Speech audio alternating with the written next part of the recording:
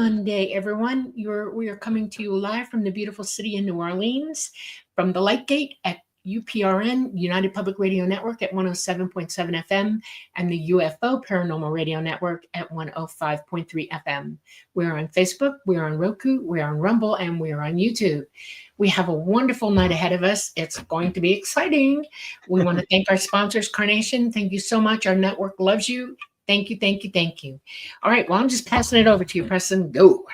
All right. I see we both got the memo, black shirts for astronomy. I think our guest did too. That's funny. All right. Thank you, Dolly. Thank you, everyone, for joining us on episode 115 of the Lightgate 115. We're trucking right along. Thank you so much. Super excited about our guest tonight. And we'll be introducing him in just a second. Of course, I am your host, Preston Dennett. My lovely co-host is Dolly Safran. We're super excited that you've all joined us tonight. I already said that. But let me just say a quick hello to all you folks in chat. I'm going to be quick this time because I really want to get to our guest who has an enormous amount of knowledge to share and some pretty interesting stories as well. So let's see, who do we have here? We have the lovely Polly Rotterman, former guest. Hope you're doing well, Polly. Prayers to you. Who else do we have? We have Robin.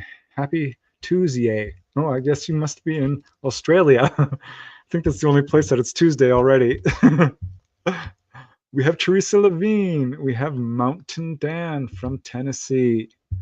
Scarlet Fire, so sad in Texas. Oh, yes. All our prayers to the people who are dealing with the horrific tragedy in Texas. Just unthinkably sad. Wow. Oh, goodness. Okay, who else do we have here? We have Janie Mashburn. We have Helena Nyberg. We have Robin. Let's see who we have. Oh, Namaste. Amazing. We love you, Namaste. You know that, but it definitely bears repeating. We love you. Thank you so much for your wonderful person I know. Actually, yes. You're wonderfully generous and kind. We have the Owl Man. Hey, Owl Man. Well. We have Louise from New Jersey. Yeah, Louise. Bob Thorson. Hi, Bob. How are you doing? You know, Dolly, we need to do a Q&A coming up. Just seeing Bob's name reminded me of that. He won one of the books. So we'll have to do that. It's been a while. Cool. Thank you, Bob. We have Cherise Bazila. Hello. We have Patsy. Hey, Patsy. Hi, Patsy. Hope you're doing well. We got Flea Market Gold. We got a nice crowd going here. Yeah. I'm not sure I've seen you here before, Sweetly Morbid Bear, but thank you for joining us. I would remember that name. Very memorable. Thank you. We have Olivia sending blessings of love and light. Thank you, Olivia. Yeah. And we have Kurt, W75. Hey, Kurt. Apparently you know Mark. Mark, great to see you, buddy. Thank you for your time. Very cool. Wonderful. We have Fun Talks TV. It's Tuesday in Europe, too. Okay. I guess it is at 1 a.m. Thank you, Fun Talks. We got Mish. We have My Vlog Sunny. Thank you, My Vlog Sunny. Yes. So wonderfully supportive, spreading our posts, so sharing them. Thank you very, very much. We have quite a few people. We got Rocco Macri. Hello. Kaleidoscope Eyes. Hi, all. Hello. John Markey. Hey, Markey. Hey, John. Bear. You saw me last week and elsewhere. Okay, we're from the same area. Oh, cool. Okay. My goodness. All right. Cool. Well, I'm going to get started out. Well, here's one more. Steve Wolfbrandt. Hello, everybody. Thanks for joining us, Steve. And Black Horse Living Room, all the way from Ireland. Hello. Yeah. Okay. Spaced Out Radio a few years back. Okay. Yeah. All right. No, I'm seriously going to get started now. Okay. Yeah. Our guest tonight is the amazing Marc Dantonio. He's a leading astronomer and author. He's got this book out here. Definitely check it out. There are links in the show notes to a bunch of his stuff. Let me tell you a little bit about Marc. Let's see here, I've got his bio. Marc has a degree in astronomy and is the chief photo video analyst for the largest aerial anomaly organization on Earth. How about that? He's the host of Sky Radio, Tour Radio on KGRA Radio, and is the host and creator of Sky Tour live stream with Marc Dantonio on YouTube. Check his YouTube channel out, you guys. It's amazing. This is where people can go to watch live as beautiful deep night sky objects materialize before their eyes in mere seconds, courtesy of very sensitive cameras and Sky Tour Observatory research telescopes. Marc does quite a few things. He's quite accomplished. He's the CEO of FX Models, a model making and visual special effects company specializing in digital, physical models and organic special effects in the film industry, and is, of course, is the author of the book you see here, The Populated Universe. I love this subtitle.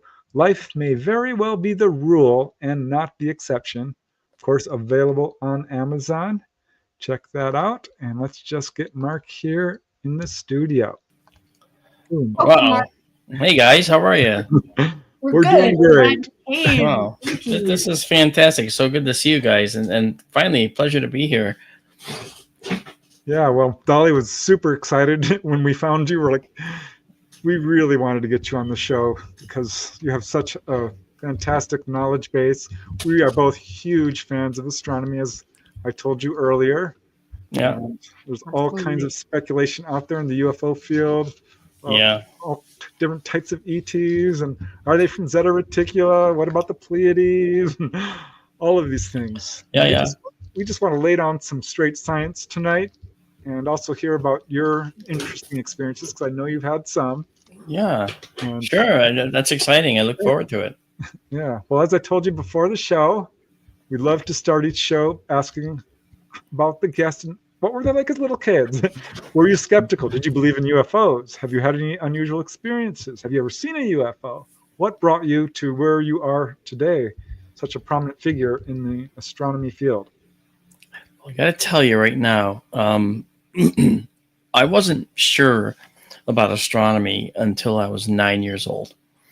And at age 9, and I know people have heard, some of the people have heard this story, I had a missing time event where I lost an entire day, and I was on a school field trip at the time to a pond in Torrington, Connecticut called Burr Pond, Burr.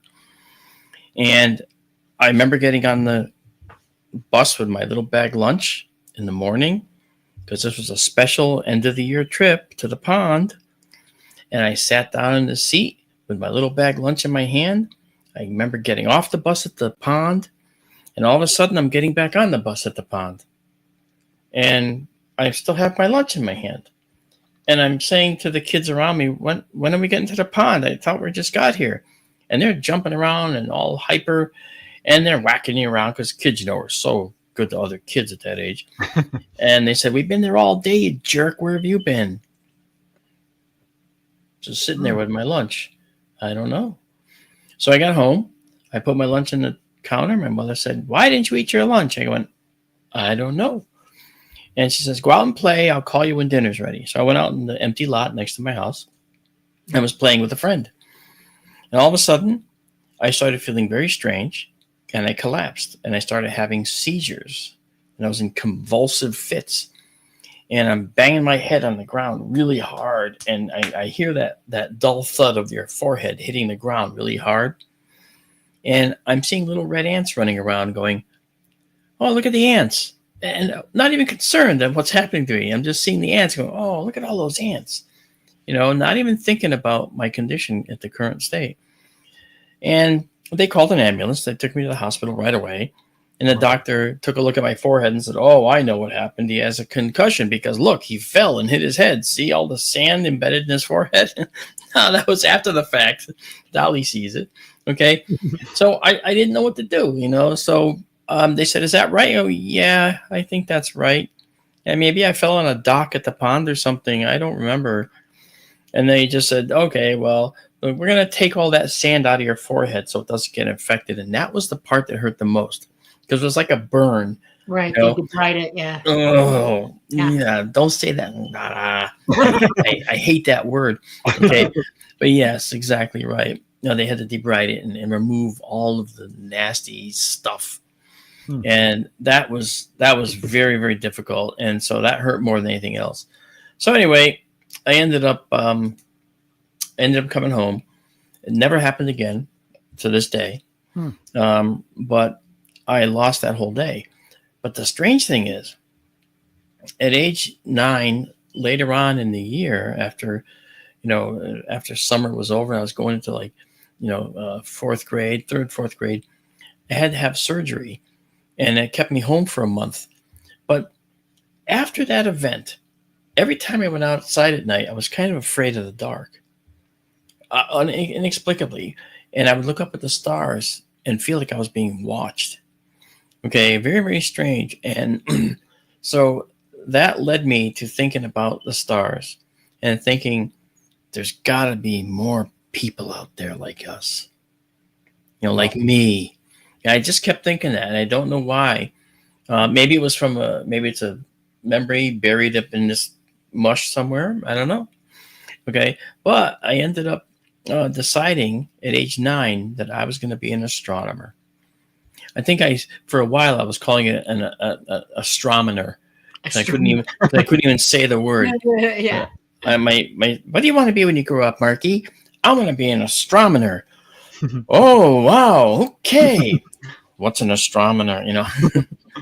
Wow. He wants to look at the stars. Oh, that's cool. Yeah.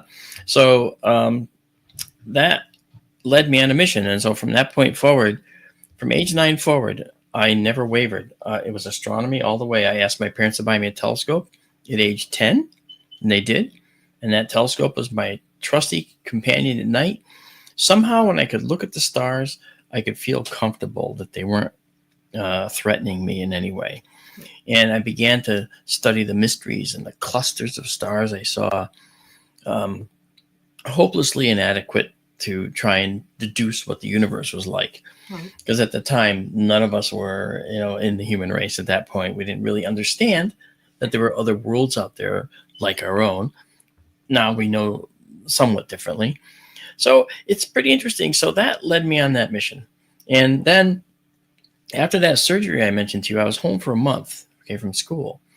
And during the time when I was laid up like that, I decided to make a space station plan. And I made 10 or 20 pages on regular notebook paper, torn out of a notebook with little frayed edges on it. Page by page by page by page. I drew up every element. I came up with ideas. I even started going to the library and asking Mrs. Brown, the librarian, if I could go to the grown-up section upstairs from the child section where I was with all little chairs. Okay. Yep. I wanted to go where the big chairs were because I wanted to take out books on chemistry and astronomy. And at first she was like, "Oh, I don't know, Marky. That's probably not a good idea." And I said, "Call my dad. He'll let me do it." And she did. And he did. He goes, "I can't get in the way," sort of like that, right? That's sort of paraphrasing. I can't get in the way of knowledge. And so I had this big giant stack of books that I could barely carry. And my mother said when I got in the car, "Are you going to read all those?" And I went, "Every bit of them." Of course I didn't. But I got a lot out of the chemistry books and a lot of the astronomy books. And I learned a lot about chemistry for the parts I could understand. Right. Because I was good with symbols. And so just like with languages, I'm good with languages. I can absorb languages a little easier than other people. Right. It's the way my brain is designed. I don't know what you call it. It's a gift. It's a curse, right? That kind of thing. Well, so with chemistry, it was more of a curse, and I'll tell you why. I wanted to test out my knowledge, so I read. I read the bottle of Drano, and it said sodium hydroxide, NaOH. I knew Na was sodium. I knew O was oxygen. I knew H was hydrogen. And I said, "You know what? I bet you I could figure out a way to take that hydrogen off this NaOH molecule." Oh my God. This compound. Yeah. And I was right. I figured out how to do it. So I poured Drano into a big water bottle. It was actually one of those glass water jugs, Right. old-fashioned water coolers. I stuffed metal shavings down the hole in the opening. I made a pile of metal shavings just deep on the bottom, fill it with water. Okay. I got the metal shavings from a little tool place next to our house. And then I poured in the Drano. It was more like, Ma, can I borrow the Drano?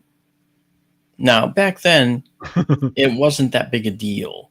Well, you better be careful. I will. Don't use it all up. I won't. I went outside, poured the whole bottle into my thing. Okay. And now it's starting to really percolate. Then I went inside and I got on my bike while that was percolating. I went down to my father's business. He owned a small laundry. He cleaned other people's dirty clothes for a living. Talk about someone with no ego, right? This guy was amazing, my dad.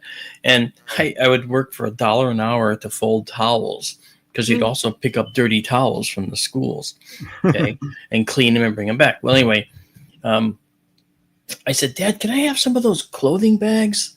Because I wanted to make my balloons of hydrogen out of those. And he said, well, how many do you want? I said, 10. Oh, no. I can give you 3. So in my head, I'm calculating. Okay, 3. I took 3, bundled them up, went home on my bicycle. Okay, cut them in half, taped the ends, and made 6 balloons. 1, 2, 3, 4, 5, 6. Okay, and then I took the end and poked it on the end of the bottle with all this hydrogen coming out. Hydrogen, yeah. And unfortunately, I got a lot of water vapor on the inside. So that led me to want to get rid of the water vapor. So I said, how am I going to do that? I need to trap out the water. Now, this is a 10-year-old talking like this. That was weird. So I went into my mother and I said, Ma, can I have some milk? Okay. Okay. Yeah, sure. Okay. Thank you. Glug, glug, glug, glug, pour it down the sink, wash it out, empty it out. Ma, do we have any cotton? In the bathroom. Okay. The whole bag with me. Filled the jug full of cotton. And I saw a second full gallon of milk.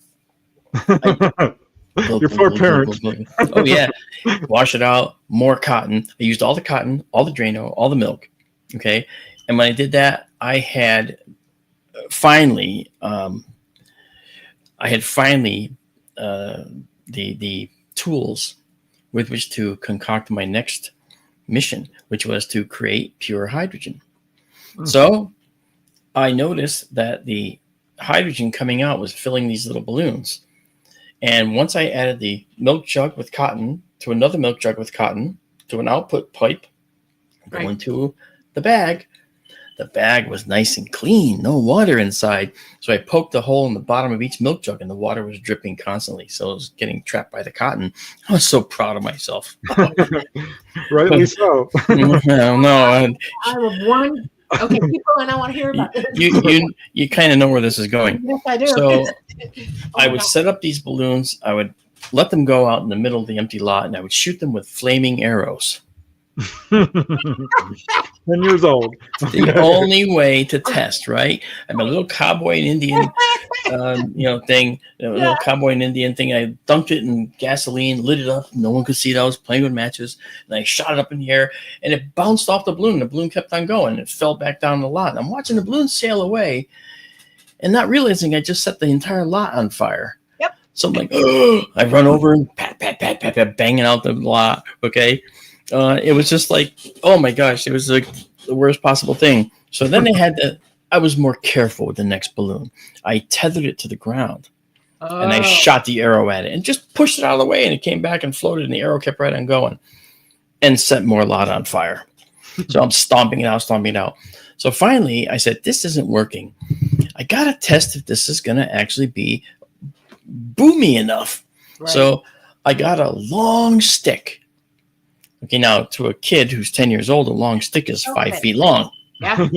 Not 12 feet long, not 50, no, 5 feet long, dunked it in gas, lit the end, walked up to the balloon and poked it. And the last thing I remember was boom. And then I felt this right in my chest, this concussive pow. I land on the ground and, my head hurts because I whacked it on the ground, and the windows were still rattling on the ground around the neighborhood. Wow. And I sat up and went, wow, that was so cool. And I got to do that again and again and again. Meanwhile, somebody in the neighborhood heard this windows rattling and thought, did a car explode? And they called the police. Oh, And wow. so within, I'd say 45 seconds, now my father was a very good friend of the chief of police. Good thing. So I wasn't going to get off easy if anything happened. Trust me. And so the cops roll by and they see me. Did you hear any noise? No, sir. Bouncing a basketball in my driveway. No, not at all. Okay. Not even noticing the black areas in the empty lot next to my house where I had put out the fires. So meanwhile, I had another balloon already growing on the still. And that just went on and on all summer. You know, the police kept getting called. No one ever found out it was me. Oh, until now. That's not a good idea. But the point was, this was science with a purpose. I had to learn about chemical reactions. Right. In fact, that was my first introduction to combustion. Okay. It was actually pretty good. Now, the hydrogen, pure hydrogen, doesn't burn. It needs to have oxygen. So that's why puncturing the balloon is so important. Right. Because you can't have, like, if you were to have a balloon and insert an igniter in there and just light it up red hot, okay? Well, let's say you get that igniter really, really hot. The hydrogen, the pure hydrogen, is not going to do anything. Only if you poke a hole and let oxygen in do you actually get that reaction. And I learned that at an early age. And so I asked my parents to buy me a chemistry set, which they did. And oh my gosh, back then it was a real chemistry set. It was Gilbert Scientific. It was a metal case. Yep. Had jars this big with chemicals. With Okay. One of those, yep. I still have those. Man. Yeah. You do. I still have some of those jars here. Yeah, the gunpowder I made with my first chemistry set, I still have in a jar here. Gunpowder, yeah. That's amazing. Yeah, blew a stump out with that stuff, actually. Yeah. We don't have So anyway, science is so important, and these days, I can't say that that's a great way to learn science, but I can say that science is so watered down these days in school curricula that people don't get a chance to actually do real science, real investigation. You know, they do these, I hate to say it this way, dumbed down, experiments. All I did really was dissect a frog. That's yes, about it. Remember that? Dissecting the frog was fantastic. You know, I was the only one in my biology class that could extract the brain of a pig. Oh my God. Yep, I did all these careful maneuvers and made these cut the flaps in the cranial sheath, and was able to extract the brain and clip out the brainstem and pull it out intact. I was the only one. Why? Because I read books. That's right. Because I read about this stuff and I read about the anatomy. So in other words, anything you do, you should endeavor to become the best at it that you can be. Right. Okay. And everybody has limits. Everybody has problems. Everybody has disabilities of some kind, learning or otherwise. Well, so do I. Okay. My parents took me to a psychiatrist when I was a kid. Well, I guess you can see why. But I was extremely precocious. Yeah. Now, can we back up just a second? Because your missing time incident at age 9. Did you ever have any dreams about what happened, or any dreams? No. No, but you know what? I as I said, I did have this foreboding every time I went out for a period of time, and I got to go back to the space station plan, because the linchpin to becoming an astronomer rests with that plan. I knew I wanted to be an astronomer. I didn't know the first two things about it, really. I understood space. I love space. And reading gave me ideas to build this space station plan on notebook paper. I sent 15 or 20 sheets down to NASA. Said, space station plan. Please let me know what you think. Nice. You got an answer, didn't you? Oh, I did. Yes. One of NASA's top scientists read my space station plan, and he spent what looked like 2 hours going through my plan, writing little notes like it was a test. Made a little check mark, and he wrote check marks the backwards way. I always wrote them one way. He wrote them backwards. It was like, so that was the weird thing. So everywhere I went, there was little check marks all over my comments, and he circled things and says, "Good idea. We use this now. We're planning on doing this." And for me on board the space station, I had pigs in little troughs and cows for milk. Okay, this is the level of my science at the time. And he says, "I think we have some better ideas for meat and milk." Now, we're not going to fly pigs in space. Hey, So anyway, as he writes all these comments, and then there was a letter included with my space station plan in return, and he wrote a big paragraph. It wasn't a short little, just pass this off. No, because what came back with my space station plan was a giant box. It was 24 inches long by 12 by 12. I measured. Okay. Of course you did. I got a magic marker from my mother, which I promptly gave back. I didn't use that one up. And I wrote space box on every single side of that box, every flap, every edge. That was my space box, my treasure. And it inside that box were mission patches from all the missions, brochures about current and future missions, books, model kits. It was packed to the brim with like a gift store shopping spree, from Kennedy Space Center, it seemed, So this scientist took the time, his own time, to go and get all this stuff and put it together. I guess for some reason he thought, this kid needs to be an astronomer. Yeah. Because in the letter he wrote, amazing. Yeah, in the letter he wrote, he writes, "You should stick with," and they called it the manned space program back then. "You should stick with the manned space program. I think you have a future." What was his name? I'm going to tell you. Okay. Because at the time, okay, and he signed it, Bert Lee. That was the scientist. Now, you know him as Gentry Lee. He's the chief engineer for all outer space robotic missions at Jet Propulsion Laboratory in Pasadena. Yeah. Holy smokes. He presided over all the missions. He presided over the New Horizons to Pluto, the Dawn mission to Vesta and Ceres. He presided over Perseverance, Curiosity. He was in the program for Vikings. Okay. He was over all these robotic missions. Okay. Perseverance, Curiosity, as I said. These are all missions under his purview. And that's the man that got me into the final linchpin that got me into astronomy, and I talked to him about 45 years after that letter he sent me. Okay. And I said, "Dear Mr. Lee, you may not remember me. I'm sure you don't remember me. I'm certain you don't remember me. But my name is Marc Dantonio. I sent you a space station plan when I was 10 years old, and you wrote all kinds of incredible comments. You wrote me a beautiful letter, and then you sent me a box full of incredible stuff from NASA. I was blown away. I just wanted to share with you that it's taken me 45 years to get back to you. However, I just want to let you know how much that meant to me, because I did become an astronomer. I did end up following through. I didn't join manned space program, okay, but I did become an astronomer, and now I do public outreach, okay. And what was funny was, not an hour passed, I got this big long email back from him. He's like, "Oh man," he goes, "I don't remember you. You're right." He goes, "But that is something I used to do." He says, "That's incredible. What a blast from the past. Wow. Thank you. Let's keep in touch."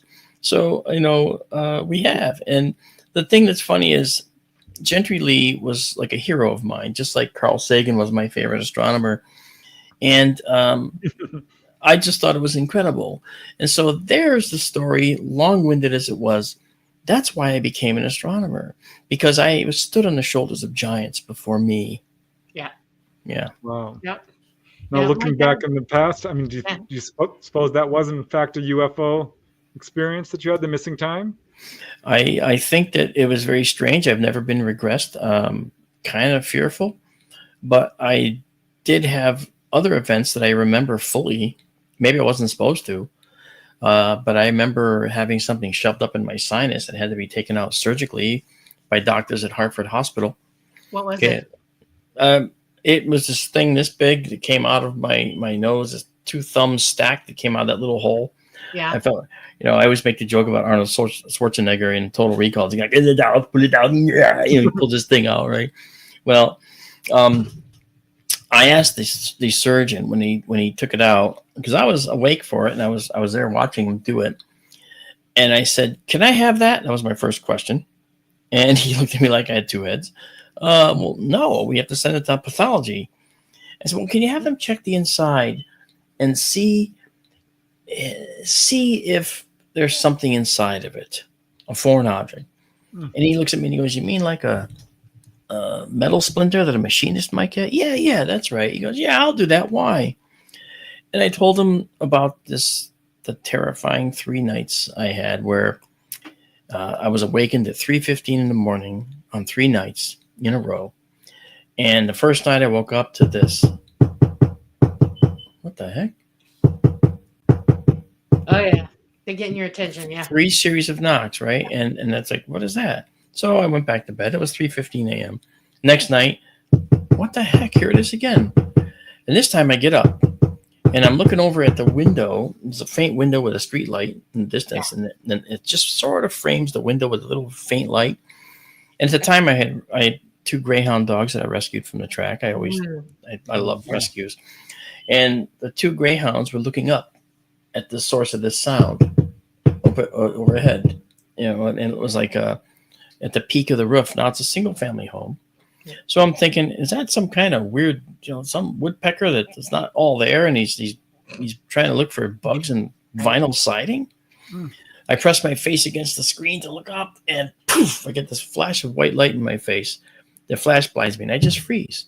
I don't yell. I don't say a word. I just freeze. And I'm blinking like this, and I'm looking out the window, and I see the street light come back first, and then the rest starts to bleed back slowly. I had to lean over the dogs because they both sleep under the window. All right. It was a beautiful August night, and the window was wide open. The screen was in there, though. And I let my vision come back enough so I could see where I was walking. I looked down, and the dogs were gone. Huh? I found Tycho, the male astronomer's dogs. Yeah. Tycho was hiding in the laundry in the closet, and Kepler was outside the room on all 4s, hunched down like this. I'm narrowing her profile, make herself small. They never slept under that window again. Oh, wow. Yeah. So whatever it was, it scared them too. And that wasn't the event. The 3rd night, I woke up again. And this time I'm waking up and go, oh, here we go. How old are you at this point? This was only about like 27, 28 years ago. Oh. Maybe 24 years ago or so. And it was in the mid-90s. Okay, actually. So I was in the bed, and I woke up and I'm looking ahead like this and go, oh, here we go again. Now, I didn't hear any knocking. So I went to turn my head and I couldn't move my head. It was like, oh, what the heck? It won't go like this. I just can't. It's like it won't move. So anyway, I just go to move my eyes. So I go to turn my eyes this way. They're not moving. So I can't do that. My eyes are fixed. So I'm like, what is this? And then in my peripheral vision out here, I saw something pass in front of the frame of the window. Okay. And then it turns and it starts coming toward me in the bed.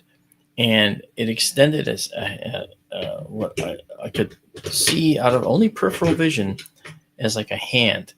And it was like a gloved hand like this coming toward me. It was coming from this side. So it was like coming from this side. So it's coming in like this. It's going like this. It's going to put something up there.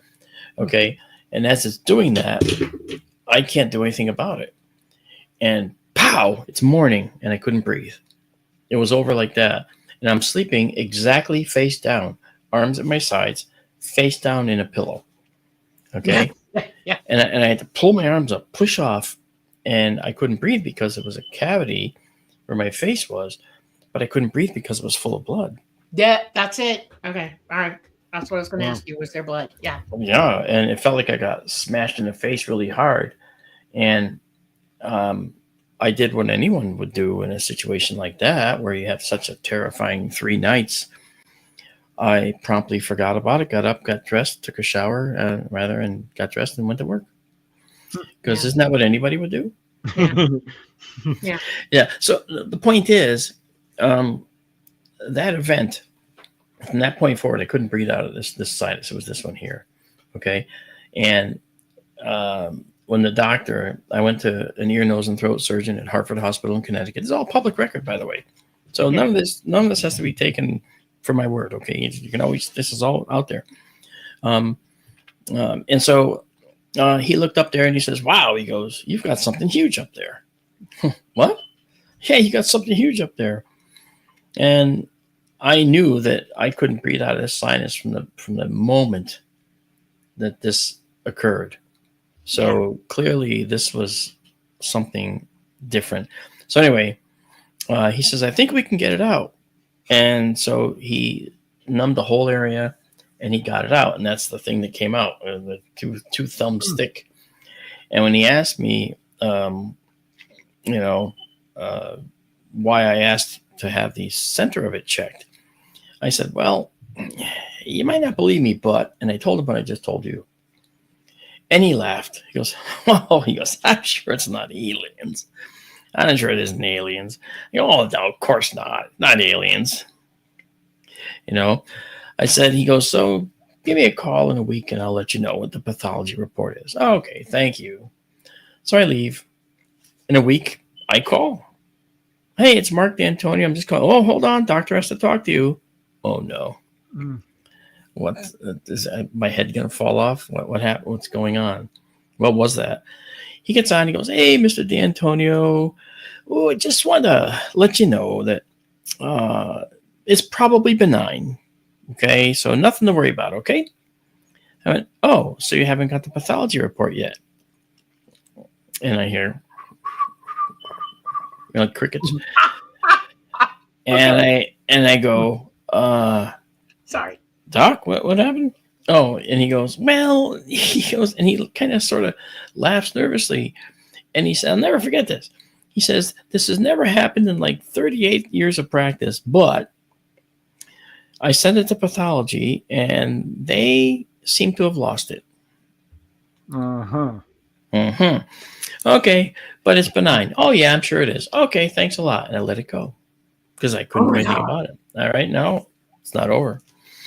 So 2 years later, I have to go back to him for something else.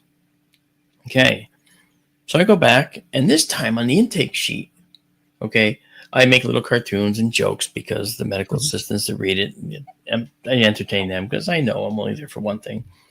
And then on my occupation, I put that I do special projects for the Navy, which I've done for decades now.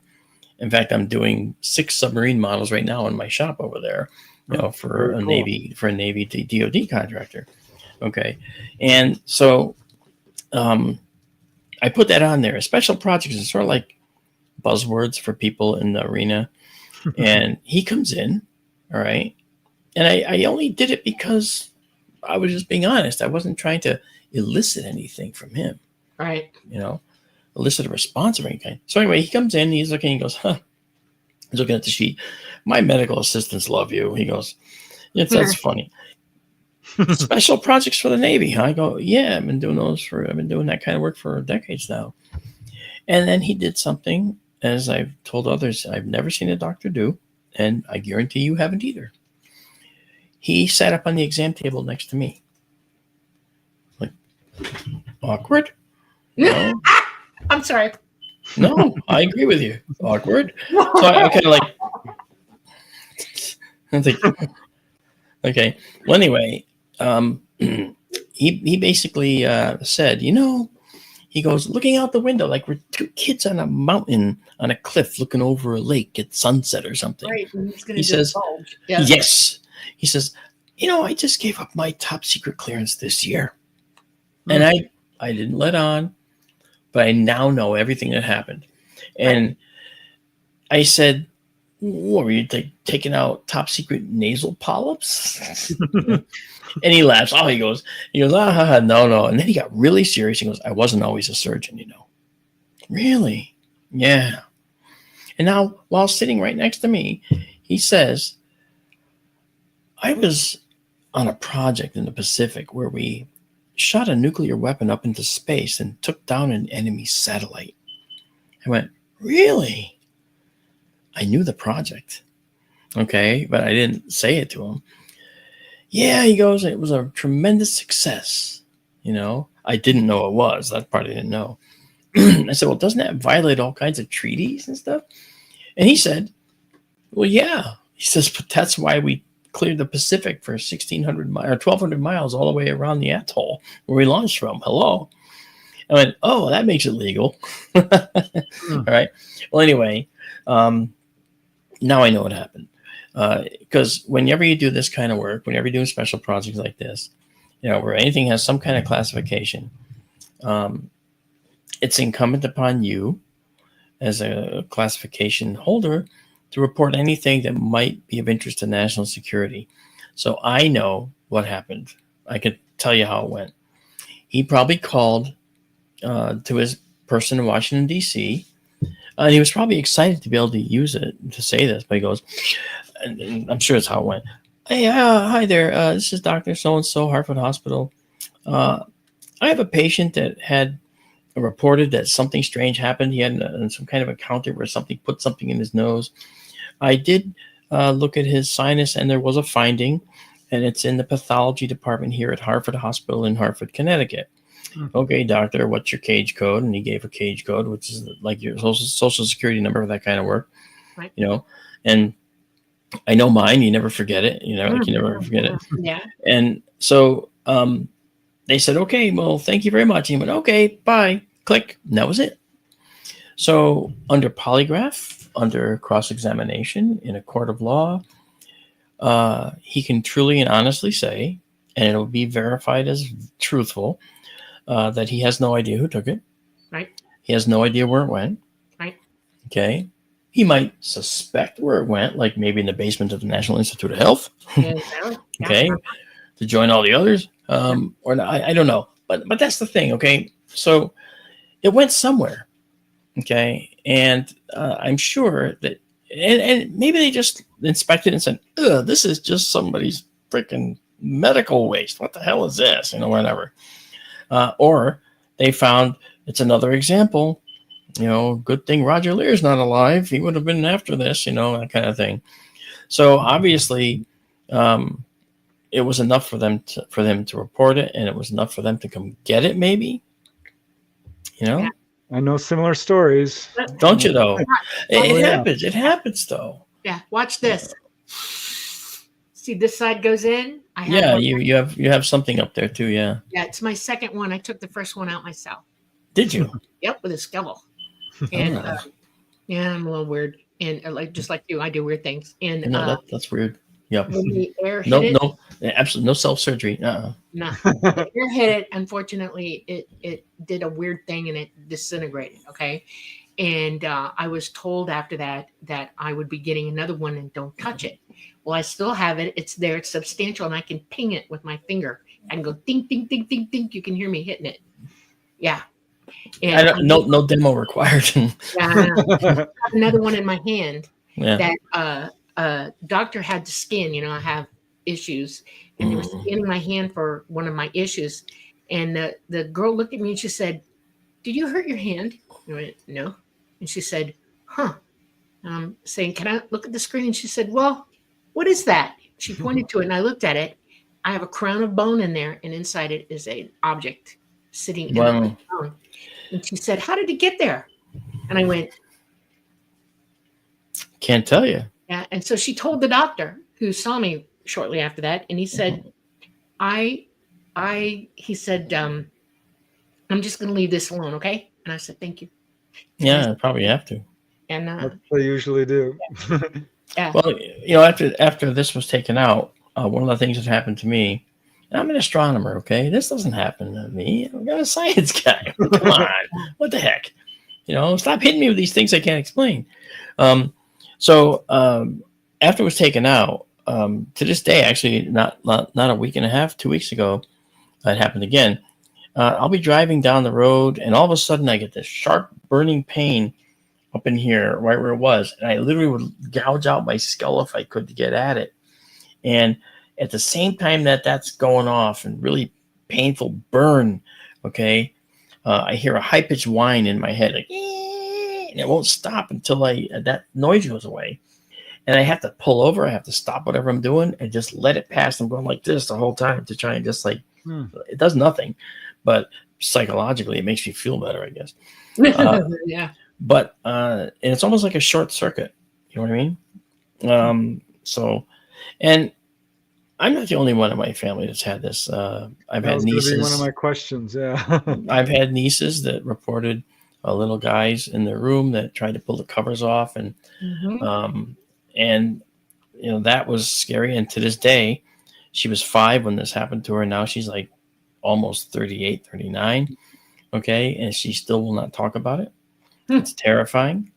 And, you know, and also other of my own kids have had a case where that was the case.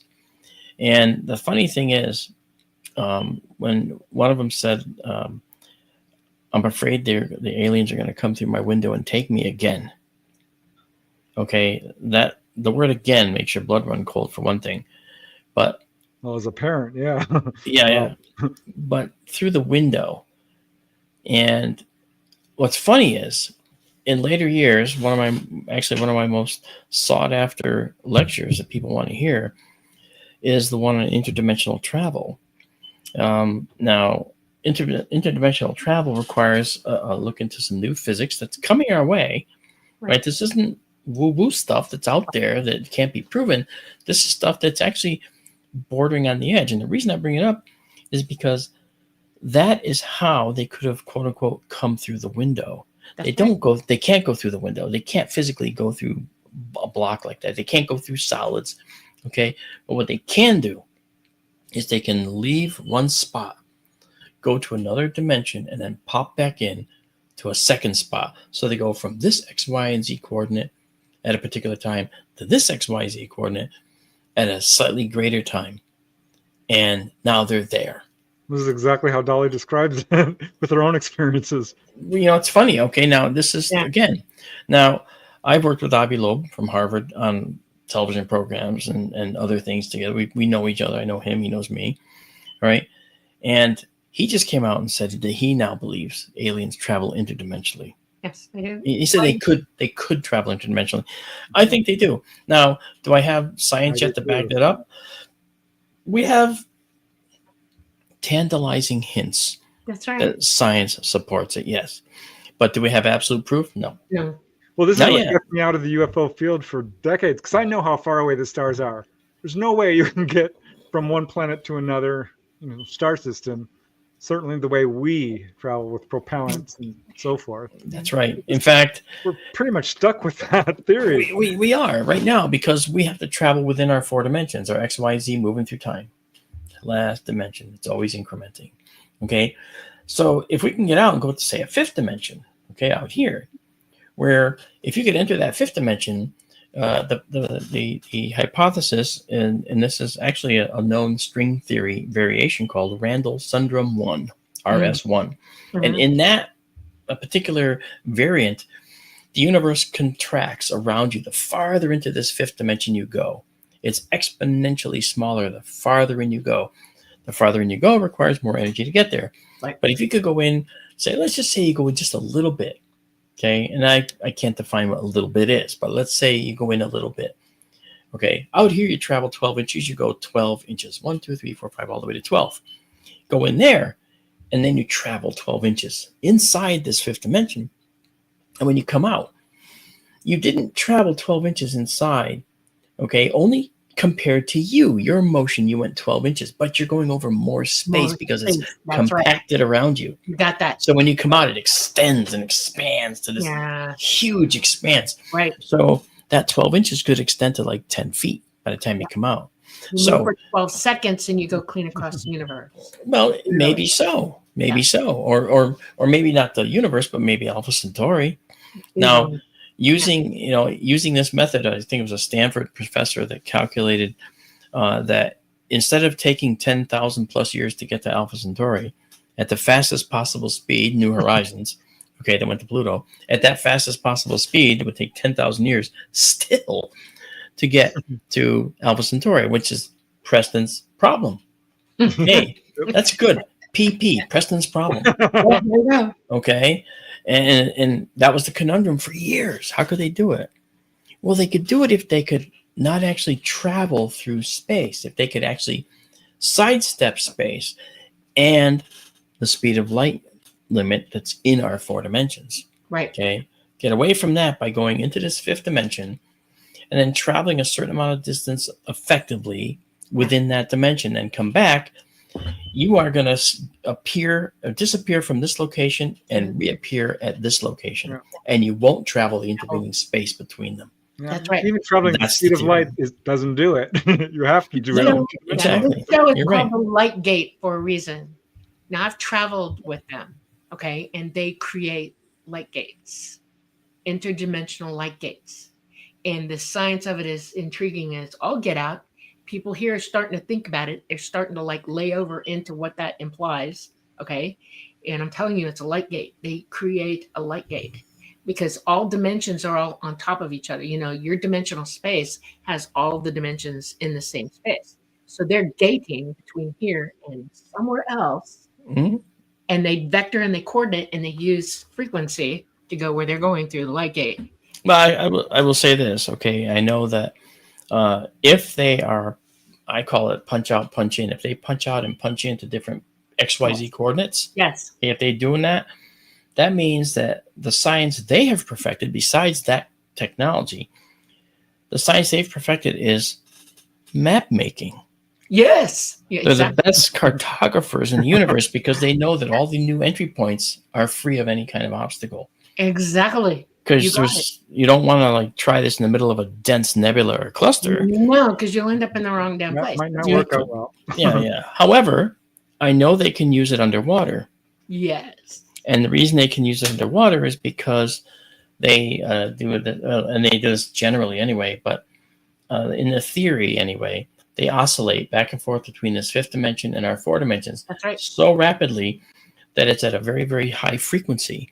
And this oscillation that occurs is so rapid that they're neither here nor Nor there. Right. And go therefore, like butter. they can go down to the deepest spot in the ocean and just sit there. No cluster, nothing. That's right. And they're there, but they're not there. Yeah. They're kind of in the middle of, they're phased half out all the time. Yeah. So the pressure of the ocean doesn't affect them like it Correct. affected the Titan sub, for instance. Yeah. Okay. The only thing you use the ocean for is to cool off because they are hot when they come in. Hot. Okay. I don't know anything about that. Yeah. Well, they use the ocean to cool off, and they go through the ocean to be unseen by us. In other words, it's a great mode of transportation for them because they're moving about freely anywhere they want to go. They get to any continent or anything they want to do, staying here in our atmosphere, in our planetary space, and how they move. They don't base or anything anyway. They don't have to. When you can move like that, you don't need a bloody base. No, I've been very clear about how I think they're doing things. Yeah. But we have to be really careful and make sure that we base all of the things that we say on at least a scintilla of some type of factual data. I mean, we don't have any science to tell us this, so the scintillas are very small, as you can imagine. Okay. But I will say that I was on board a nuclear submarine as a guest decades ago. I mean, you may have heard this story. I know people in the audience certainly probably have. And an unknown submerged object went through that sonar at several hundred miles an hour. Yeah. And I was seasick at the time because the submarines stay on the surface. I was never a sailor. I was only a guest. Yeah. Again, for the Navy work I do, and they rock and roll like sewer pipes with end caps on the surface. And that's this. Okay, imagine this for about 4 hours. Okay, no, I just couldn't handle that. So I was trying to relax, so I sat next to the sonar guy, and he caught something on the sonar and called the XO over. And the way he announced it was I was trying to just get my stomach back, and as I was literally it's very loud in the sub because there's noise everywhere, but the sound never gets out, obviously. So that was like white noise to me, and I was sort of letting my stomach calm down from it. And out of nowhere, I hear him say, con sonar, fast mover, fast mover. I was like, what? You were thinking torpedo. Right? I was. I thought, I'm going to die. Why did I agree to go on this trip? Why? And the executive officer comes sauntering around the corner from the control station, which is right behind us. And he's like, what do you got? And I'm like, a little more speed. Okay, it's torpedo. Boom, boom, boom. I mean, that's what I was thinking. Okay. And the guy and the kid is facing away from me, and the XO is looking down. Okay. So the XO is looking down toward me. The kid's facing away from me because there was 4 stations, and I was at the second. The first one was here where he was. Wow. And the kid gave a bearing in the range, a distance or range, angle off the boat and the distance away. And then the XO said, well, how fast is that moving? I didn't hear the bearing in the range. And then the kid did a calculation or whatever, and he turns sideways in the seats that don't move, and he put his hands out like this. And he yelled, several hundred knots, sir. And the guy, just matter of fact, okay, log it and dog it. And the kid went, sir, yes, sir. And he went back to work. Oh, and I'm big one the logs then. That's interesting. He said log it and dog it, yeah. That's what the phrase he said. Now, I'm a guest. I'm a VIP. You got that, folks? I'm a VIP. You can see where this is going. Yeah. So I get up and I go over to the XO and I say, excuse me, sir. Yes, it's me, the guy who's the VIP in the boat. I know about these fast movers, they called it. I said, is there anything I can help you with? And he goes, Dantonio, right? Sir, yes, sir. You having a good trip so far? Sir, yes, sir. Let's keep it that way. and he walks away. All right. And I'm like, okay, I'll just go sit over here. I sat back down at that station number 2, like, seasickness? What seasickness? That's gone. Adrenaline does wonders. There's wonders for seasickness. Oh, Can yeah. you share the name of the sub? Yeah. No, I can't actually. And I can't even say what was going on out there, but I can say that this was decades ago. And the thing is, I've talked since then to other submariners, and they said, "Oh, on our boat, they're all called boats, not ships. On our boat, they were called jellyfish. Wow. We called them jellyfish because we had another place to put them. It's like, wow." And it turns out Russians have seen them, Chinese have seen them, Aussies have seen them, other navies have seen them. Yeah. I've talked to a few submariners. This is not uncommon. No, it's not uncommon. So get this. 2 years later, okay, now they called it a fast mover on this boat. That never left my head. 2 years later, I had to do a job for the Joint Chiefs. Okay, I was doing this big model. It was a presidential briefing model. Ooh, so I was nervous, doing this. I had to drive it to Washington because of its classification. I couldn't stop to go to the bathroom. I had to drive 6 hours from Connecticut without stopping. That's a real trick. Okay. That's a lot. So I drove down to this particular Pentagon meeting, offloaded it at this location that was classified, and asked to use the bathroom. And they said, "Yeah, okay." After we examine the package, oh, don't make me wait, So another 20 minutes later, they said, "Okay, you can go to the bathroom."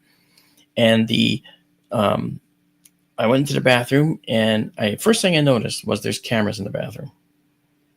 Okay. Oh, really? Yeah. Yes. And they're not like right in front of you, okay, but they're back there.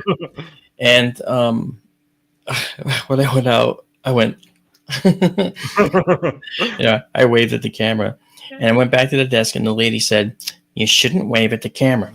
Ooh, she saw that, So apparently they watched people because move you make. Well, spies use the bathrooms for cover. Yep. They'll drop stuff in toilet tanks. I actually caught one doing that at Electric Boat. Okay, I heard him remove the cover. Oh my God. And it turned out that it was a Chinese spy dropping a DVD in the toilet tank. And it doesn't matter. The DVD's not going to get hurt. But it was a dead drop zone. Well, anyway. So when I delivered the model, I was talking to one of the Joint Chiefs. I actually sat with him privately, and they said, in my head's saying to me, "Don't say it. Don't be an idiot. Don't spoil this. Don't be a jerk. Nix ixnay on the saying. Say, okay." And before I could finish saying that in my mind, the words were already coming out. What can you tell me about the Fast Mover program? Oh God! And I literally said that and went like this. Boom. Okay, I probably shouldn't have said that. Bite your tongue? Oh my God! And he kind of smirked and he goes, "I'm sorry, Mark, I can't talk about that program." I went, "It's okay." And I drove back from Washington like, it's all real. Holy, it's a revelation was complete. It's all real. You know? Yeah. So much not told the public. Yeah. Shades of Star Wars. When I left you, I was but the Luna, but now I am the master. You know, I mean, it was like, wow, by saying nothing, he said everything. Right. So clearly this stuff is happening. Clearly it's out there. And clearly they're here. Now the question that you were facing, Preston, for years, how could they be here at such vast distances between the stars? Well, now we know. There is a methodology. Now, this interdimensional shifting methodology, and you might find this interesting too, Dolly. This interdimensional methodology actually means that your ship does not need engines. Correct. Okay. Now, there's more. Exactly what. There's more. That's what I said. Something in there. Right. There's more, because the question also, Dolly, I should put to both of you. Okay. And this relates to how they actually work. When someone approaches or touches a UFO, what are some of the reported things that they say?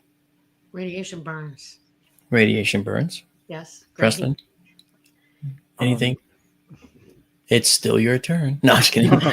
no, but that's good enough. Okay. Yes. There's another one. They get electrocuted. What's that?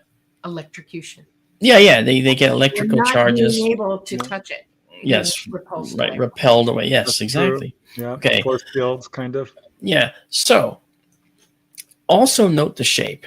What shape are they generally? Disc shaped. Okay. I know why. They're particle accelerators. Thank you. They accelerate protons to very high speed, and they give off certain particles that these particles are called Kaluza-Klein particles. Now, Kaluza-Klein particles were theorized back in the 1920s and earlier, but never discovered until CERN installed on the Large Hadron Collider, installed a detector called ATLAS. Okay. And one of the many charges of ATLAS was to look for Kaluza-Klein particles. Why? Because they're very interesting. Kaluza-Klein particles are also the progenitor of the Kaluza-Klein graviton. Now, thank you. This goes, why do you keep thanking me? No, this is what I say it is. It's a graviton. Okay, I stated that clearly. Yes. The thing that's interesting is when you look at how gravitons theoretically operate. We've never found a single graviton, not an Earth graviton, not a graviton from anywhere else. However, if you look at all the fundamental forces in physics, we have the strong force, the weak force, the electromagnetic force, which is light, and we have gravity. Those first three, those act well within our standard model. They act properly. They do what they expect of baryonic matter. Okay, right. You know, ordinary atoms. And gravity is that weirdo. You get pull this off. It's doing weird things. It doesn't fit the standard model, which gives rise to new thoughts about gravity, new thoughts about potential sources of gravity. But it also gives rise to the thought that maybe we're looking at gravity not being fully in our 4 dimensions. Correct. Yes. Maybe. Well, thank you. Maybe gravity actually lives partially in this 5th dimension. Yeah. And Kaluza-Klein gravitons come from this 5th dimension. So if we can generate Kaluza-Klein gravitons in our 4th dimension and surround our ship with them, guess what? We're pulled into the 5th dimension because that's where they live, and they're encasing our ship. And they're going home. Right. So if they go into the fifth dimension, depending on the net number that you keep around your ship, because I'm going to tell you a little bit more about it in a minute, all right, depending on the net number, you'll go further in, the more energy you provide, and that means you can travel further distances. So civilization that's just getting into this technology might be able to go from here to Pluto in 25 minutes instead of 15 years or 10 years it took us. Okay. And that'll be a huge milestone. Even if it took 3 hours, it'd be a huge milestone. Barely getting into the fifth dimension at all would accomplish that. All right. However, that fifth dimension is a very interesting dimension, because if we look at how the UFO, which is round, generates these particles, these Kaluza-Klein gravitons, are theorized to be 10 to the 16th times more powerful than the Earth gravitons holding us to our chairs right now. Right. I'll watch it start floating away. Okay. Right. So these Earth gravitons then are overwhelmed by the Kaluza-Klein gravitons. And if you surround your ship with the Kaluza-Klein gravitons, all right, one of the offshoots, one of the things that's an ancillary creation of creating such a huge gravitationally powerful particle is you get micro black holes. Micro black holes are theorized to exist. Okay.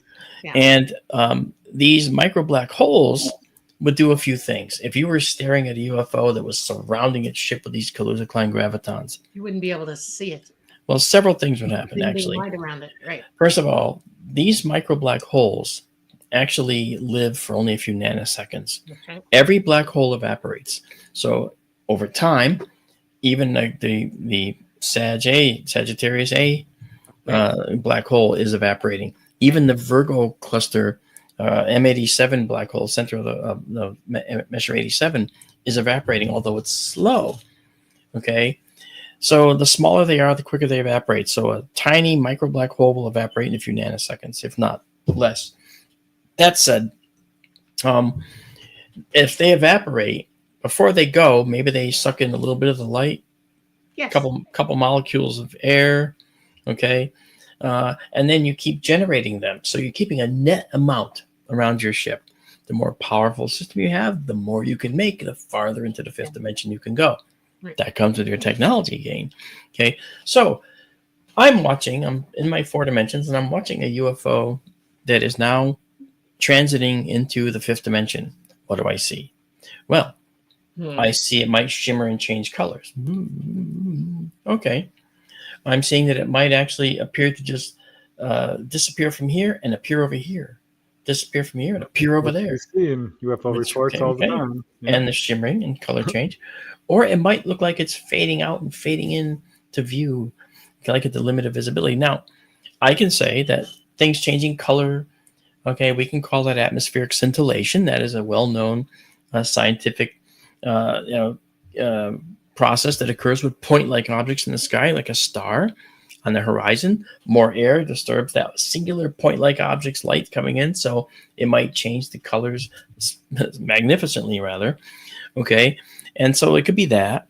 And when you look at something moving in the sky and it seems to go from here to there, to there, to there, well, that could be the autokinetic effect, which is something that is based on our evolution. Our eyes were never developed to follow objects in a blank sky. They were developed to look for threats in the cave, a predator in the bushes. Yeah, but those are still minute movements, because people are describing things going all the way.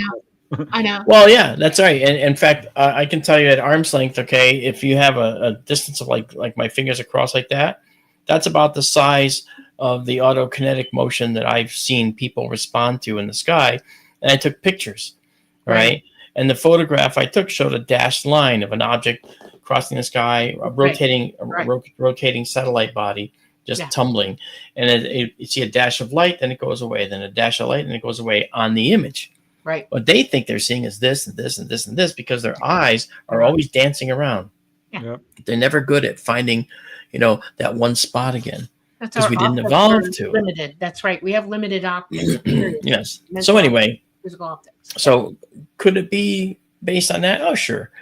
Or we could be seeing Kaluza-Klein gravitons in play. Yeah. Think You about know? this also. I want you to think about this also. That craft is able to use that arraying like a cuttlefish, and they can show you anything they want you to see. It is intelligent enough. The craft itself is intelligent enough. I'm telling you this. This is how it flies. To cuttlefish you. It can mimic backgrounds. It can blank out completely so you can't see it at all. Okay, it just depends on the level of power that it's using, because they use graviton emitters, and they can move them around, and they can point them in any direction that they want, and they create this wave, and they create more than one wave. They have an inner wave and an outer wave. The outer wave is working on what you see. The inner wave is working on anti-grav and protecting them at the same time. Because you're in the fifth dimension in this thing. You don't feel the physics of our gravity at all, or earth pull, or anything. And it is literally working that way. On the inside, it also uses this technology, like it's called light technology to them, where they can light the entire inside of that thing without having a light bulb. They array everything, literally array it. And that's extremely advanced technology. No, I have no doubt it's advanced. And like when people say, no creature could survive these large movements, so they can't possibly be using that. And I'm like, guess what? They don't feel anything. They're just you know what it is? They're not moving in straight lines. They're moving in discrete dots. They're punching out and then punching in slightly further ahead of where they just were. So they go ding, ding, ding, ding, ding, ding, ding.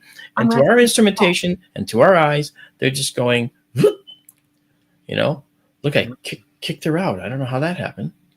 Well, I've experienced that personally, so I know, from a firsthand experiential basis. Yeah.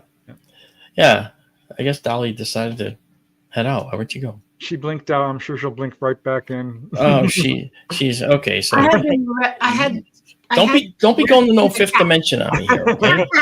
My cat had to go out. You don't deny the cat box ever. Yeah. Okay. So bottom line is that I said the only thing that changes, and this is one thing I said at Contact in the Desert. I did this lecture there. It was very successful. People really liked it. And the one thing I said was, all that changes for them is the scenery outside their window, theoretically. They don't feel anything because they're just popping into a new X, Y, and Z coordinate. There's no perception of motion because there is no motion. Right. They're just popping into a fifth dimension. Okay, and then popping in, they pop into a fifth dimension, and then they pop back, and they pop back at the new entry point that's slightly like a foot or 2 feet or 3 feet ahead of where they just were.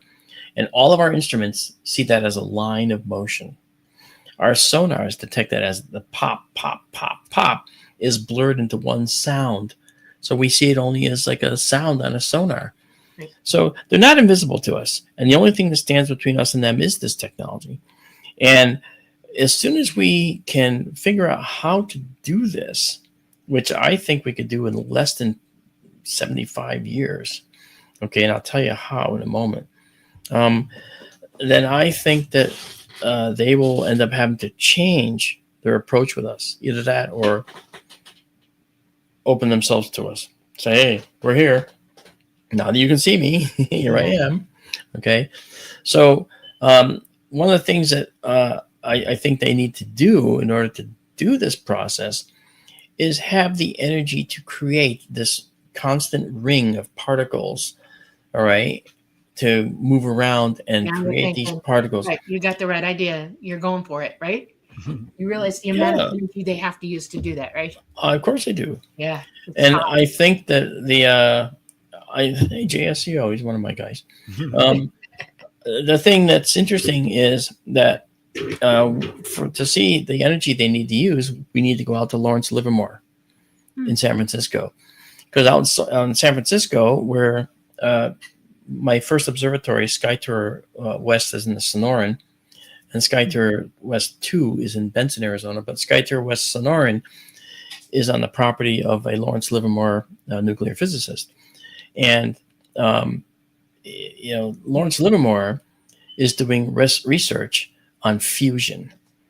And they just, now listen to this, if you dare. Okay. in recent year or so, they announced some really interesting milestones. They were able to create a sustained fusion reaction for the first time. They were able to take, a pellet of fuel and bang, fuse it. Hey, we did fusion. We were able to do the thing once. Right. Okay. Mm-hmm. Yeah. Now, okay, they've reached where they can go boom, boom, boom, and do it many times in a row. All right. And in fact, they just announced recently that they had it going for some number of seconds, or 1.5 seconds or something. But that's an eternity at millions of degrees. What you're talking about is in the public arena. Yeah. Yes. So they have stuff going on in the not what public you need to arena. do is have, you're exactly right. It's a chamber that elongated fusion happens. In other words, you're using 100% of the fuel. Okay. We don't use 100% of our fusion fuel at all. Okay. There's always waste from it. We're not encompassing or using the entire process to go through the pop. Well, here's the actual problem that we have, Dolly, with fusion. Okay. In order to fuse hydrogen, and we're not ever dealing with atoms, we're dealing with the nuclei. Right. A hydrogen proton. Right. In order to make that fuse with another hydrogen proton effectively and make a helium proton effectively. There's a bunch of isotopes in there. There's a whole process. Okay, never mind. But in order to get to that, we need to have an awful lot of energy. And most importantly, when I say energy, I mean temperature and pressure. We have to actually have a lot. You're welcome. Why do you keep saying? I'm proud that you know this shit. Okay, right. So, and then, so you have to have 15 million degrees Celsius initially to take and start hydrogen fusion. To do helium fusion beyond that, you've got to go all the way to 100 million Celsius. So there's nothing on Earth that can handle 15 million Celsius. Okay. So what they've done is they've encompassed these fuels in a magnetic chamber where they're kind of suspended, and they were able to do this in the middle of this chamber.